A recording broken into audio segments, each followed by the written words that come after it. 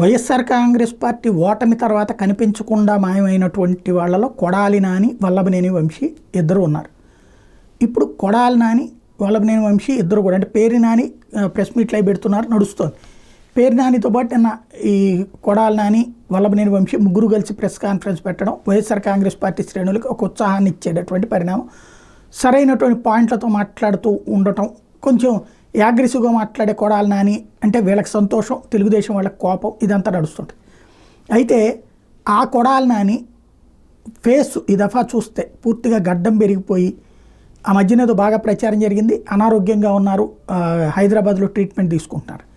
తన ఆరోగ్య పరిస్థితి చూస్తుంటే అతని అపీరెన్స్ చూసినప్పుడు మామూలుగా ఎప్పుడు ఉండేటటువంటి ఇది కాదు, ఒక్కోసారి పెంచేస్తుంటాడు గడ్డం, ఇంకో రకంగా ఉంటుంది. అయితే తన హెల్త్ కండిషన్ సరిగ్గా ఉందా లేదా అన్నది చర్చ జరుగుతోంది.